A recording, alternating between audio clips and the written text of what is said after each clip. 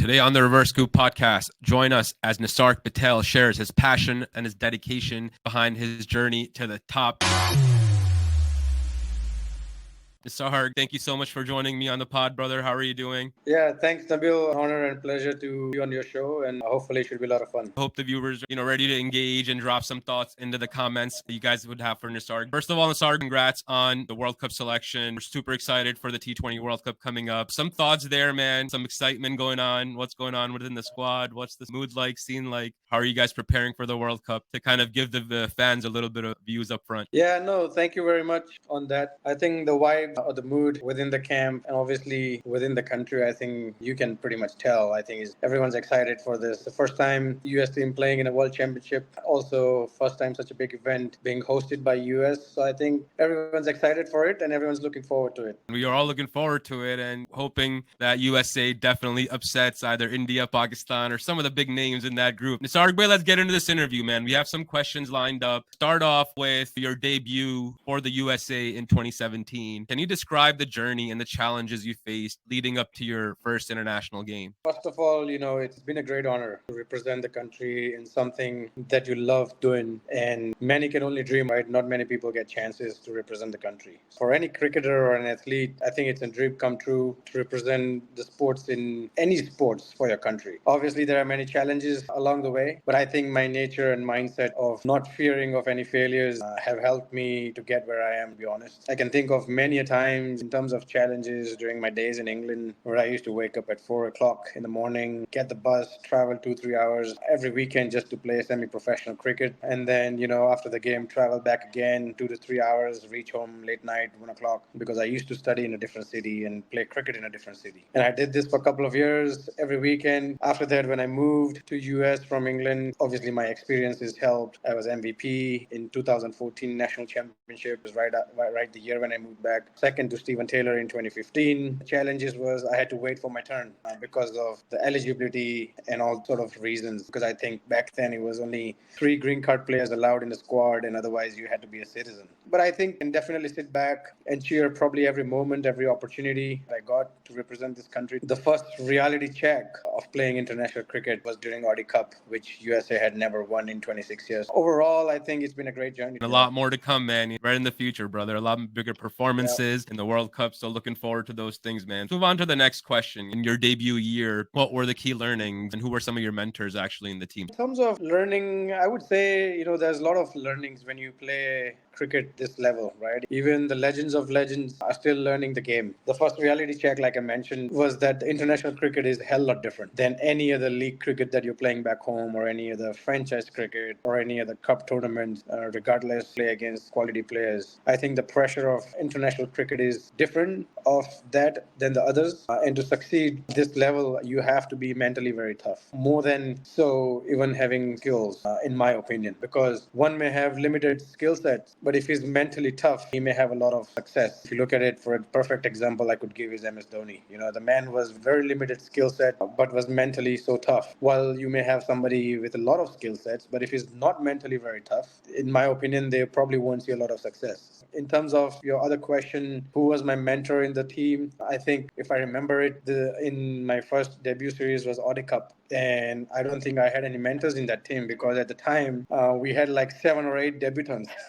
It was pretty much a brand new team with a lot of new, fresh faces, fresh mindset, young energy, people that are hungry for a lot of success. And I think that really helped us actually win that Audi Cup after 26 years. You talked about mental toughness, right? Because that's such a big part of it, because that brings discipline to your routine, to your everyday work that you have to put into your game. You can have talent, but if you're not working on that talent with the discipline and the mental toughness, then it can go to waste. And we have a lot of examples of wasted talent as well, where a lot of players came to international arena, didn't have the discipline to stand the pressure. So as you mentioned, man, that pressure handling is at the international level is totally different. Everybody doesn't understand what you guys have to deal with from that standpoint. You talked about Audi Cup, man. That was after 26 years we won, but any particular matches which you believe were crucial in defining your role as a key member in the USA team? So some performances that come off the top of your head. Yeah, look, I wouldn't particularly, I'm not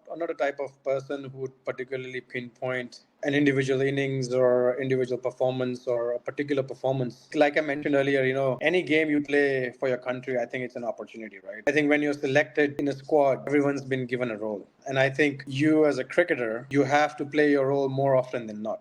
And that's what will define your success. If you ask Nostos Kenjige, or if you ask an Aaron Jones, or if you ask Gajanan Singh to play a role of Stephen Taylor, they're not going to be able to do that. If you ask Stephen Taylor to go and play a role of Gajanan Singh or Aaron Jones, he's not going to be able to play that.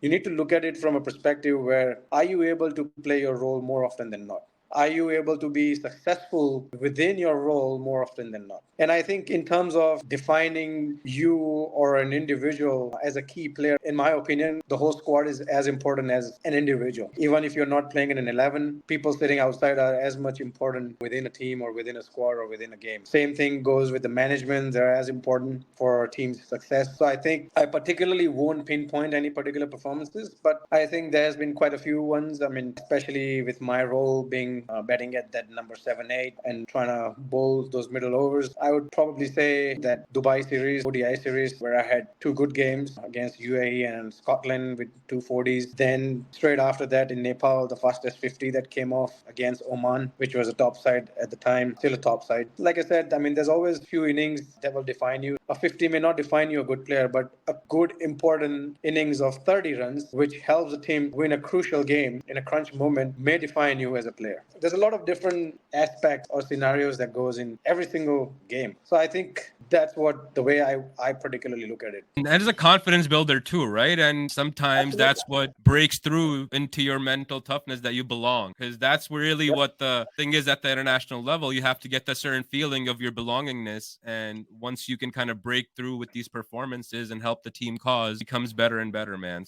I think it's important even from the management perspective, right? I think management plays a key role in terms of making sure the roles are defined very precisely, very accurately, and the players get support within that defined role. I think in my time, I would say I quite enjoyed playing during the era of Sunil Joshi, the team that took over from Pubudu. I think the role was pretty defined. You look at it, I had that some sort of stability in terms of my batting at a particular number, and also the bowling role was defined. I would say I had a lot of success within that few years, just because simply, once the role is defined, you have, as a player, you have a clear mindset. You don't try to think too much what's going on versus somebody every game, one game is opening, another game is batting at number 4, another game is 7, another game is at 9. You kind of start doubting yourself, right? Even though you're probably much skillful. So I think that kind of role also plays very important from management perspective. Yeah, absolutely. You have to have clarity of what you have to accomplish and what your goal is, right? Like given by the team, Absolutely. so you can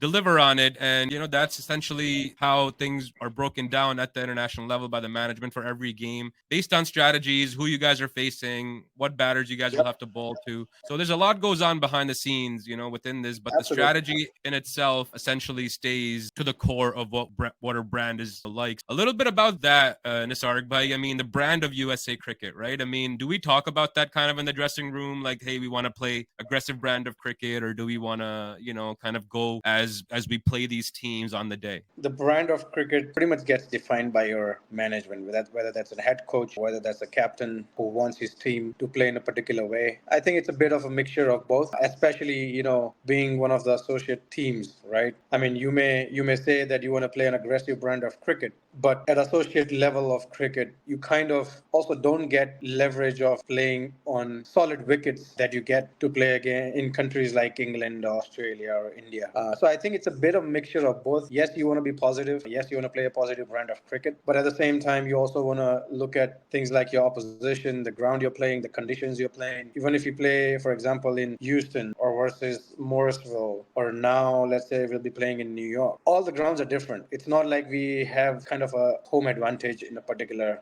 region or a particular place, because same thing goes with playing games in different countries. You play in Oman, it's a different conditions. You play in Dubai, you go to PNG, like we went, it's a completely different conditions out there. So I think you just have to find that balance where you're playing playing against your opposition, and also, stick to your strengths and weaknesses at the same time. With that, Nisarg bhai, I mean, I know there's also been a lot of things being said within the socials and things like that. A lot of critics kind of popping off. So I want to kind of talk a little bit about that. How do you view some of those critics? First of all, look, selections are a very sensitive topic, right? In any part of the world, whether it's US, whether it's India, whether it's England, whether it's Canada, especially at the times of such a big event like World Cup. Even if you, right now I'm in India preparing, if you look at it, there's so much buzz going on about why is Rinku Singh not in the team. The chairman of selectors coming out and saying the guy has done nothing wrong, but he's still not in the team. Sometimes a lot of things goes into selection, things like team combination, where are you playing, what are the requirements of a team, what does the captain want. A lot of things goes into selection. I personally don't read too much into social media just to not get any influenced by it, especially when I'm on tours. Most often I don't even open my social media, to be honest. I try to stay away from all of that. There will always be people, you know it very well, Nabil. You've been in US for God knows how many years. You've seen all of this. I've been part of US cricket since, I would say, 2006. It's nearly 20 years now that I'll be seeing what has been going on within USA cricket. And like I said, this goes on everywhere in the world. We are no exception. There will always be people who will support you. There will always be people who may not like you. Everyone has their own favorites they like to see to be selected in the squad, and people who may have players they may not like so much. It's not in my control. It's not in your control. It's not in any player's control. It's not in anybody's control except those 5 selectors that are appointed to do the job. Even with the selection panel, every selector comes in with a different mindset. They come in with things that they would like to see the team do in a particular way. They would like to see team perform in a particular way. Everybody has different way of thinking. They have a different thought process. I may see a player being effective at international level, but not necessarily someone else may think the same. So it's not in our control. As an international player, when you get an opportunity to play for your country, our job is to make sure that the role that we're given, we play that role and are successful within that role more often than not. That's our job as a player. What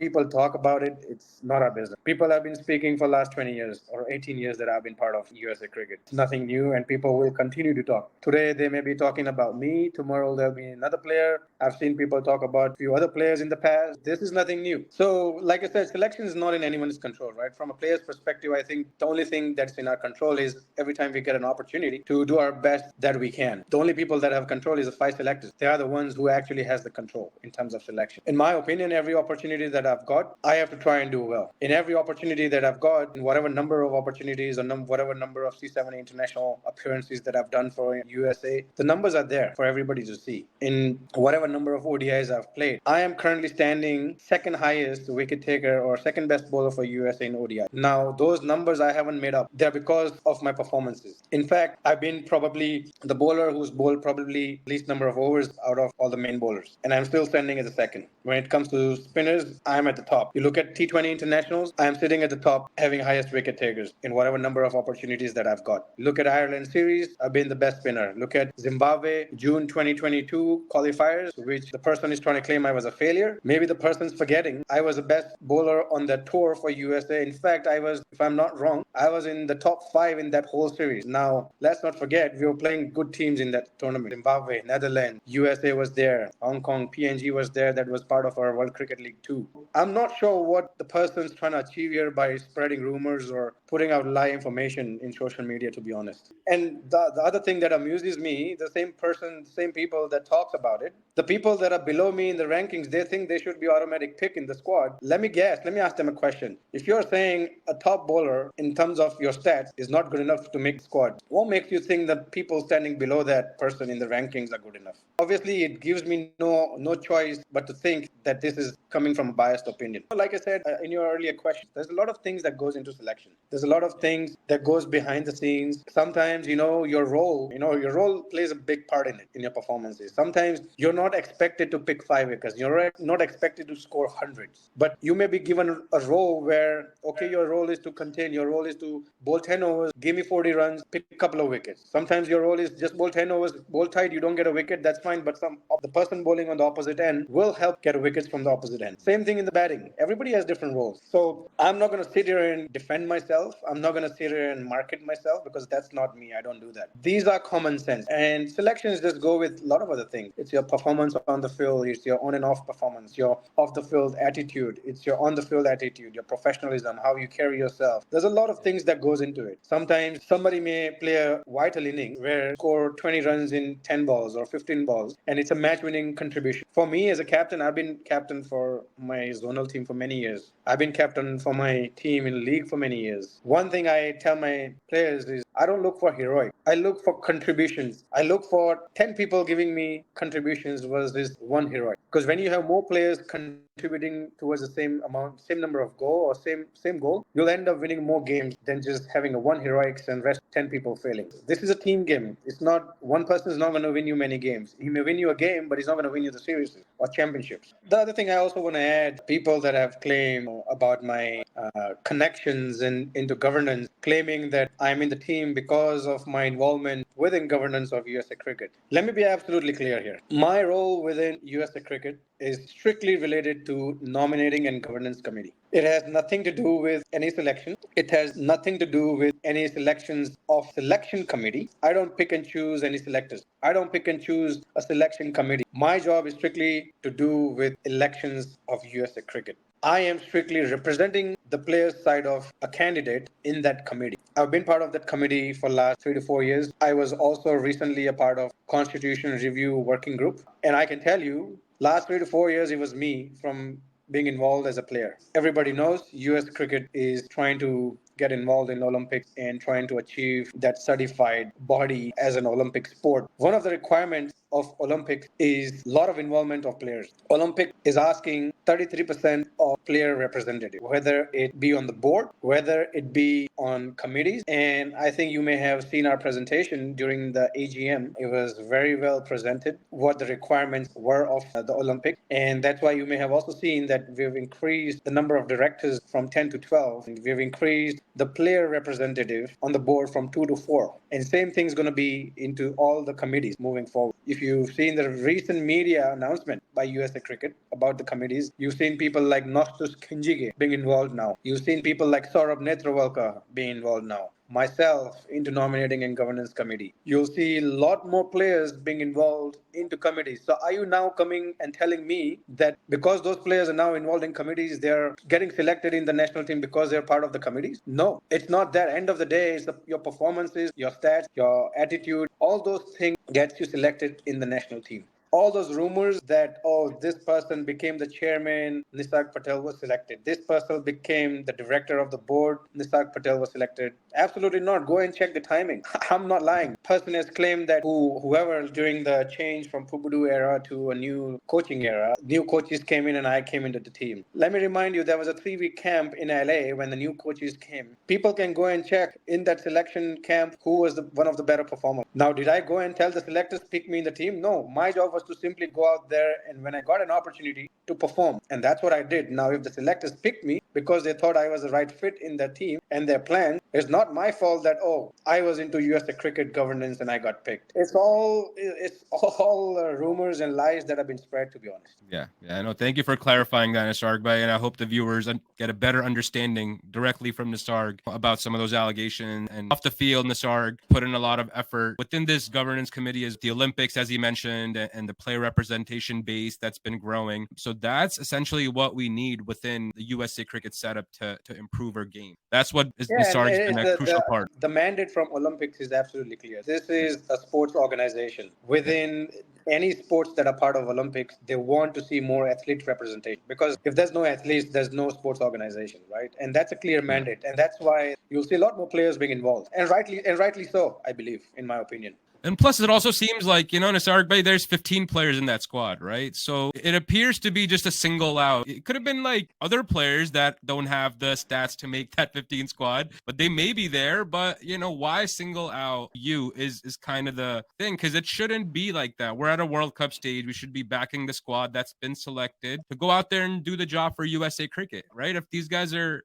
actual patriots of USA cricket, support the team, figure out, whatever you got to do after, and stop bullshitting around, man. As you said, again, excuse my language too, because it annoys me as well.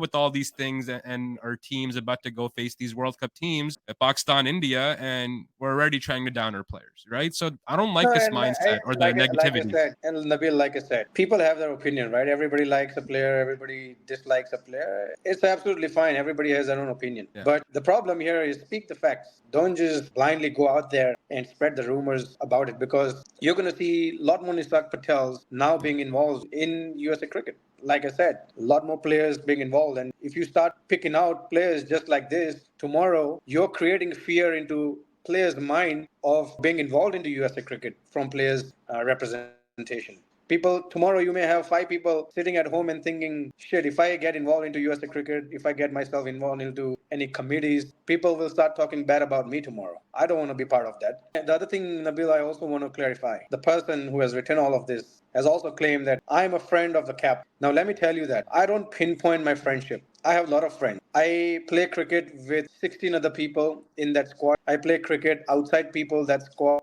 I know people. He's not my immediate family. He's not my immediate brother. He's somebody I've just known out of cricket, just like anybody else on this team. If they're targeting somebody else, are you going to tell me, oh, Aaron Jones is a friend of Steven Taylor? Oh, Steven Taylor is a friend of Aaron Jones. He's a vice captain of their team. That's why he's playing. Are you going to tell me that? Are you going to tell Andreas Gauss is friend of Corey Anderson? Are you going to tell me Corey Anderson is a friend of a head coach? Are you going to tell me Nostus Kenjige is a friend of Monank Patel? Are you going to tell me Jesse Singh is a friend of Monank Patel because they all come from the same city? They all play in the same team. Is that what you're going to tell me? They're in the team because of that? The funny thing is, people think I have so much power in USA cricket. It's a good thing that people think I have so much power. But if I had that much power in USA cricket, I wouldn't drop myself from playing 11 in any game. I would be a captain of US cricket team. There wouldn't be rumors about Nisarg Patel getting dropped from the national team if I had so much power. I would be out of my mind to drop myself if I had that much power. Even after performing, like I said, the numbers are there. Even after performing, I wouldn't think of dropping myself. Don't connect people just because you have something against them. And let me tell you, if that's the way, people have also connected me with the chairman of selectors. Same thing. I've known that person out of cricket. Thank you for elaborating on that, Nisarg. Who are we looking to really upset? What would you guys be really happy with? Pakistan or India, let's say, if you had to pick one?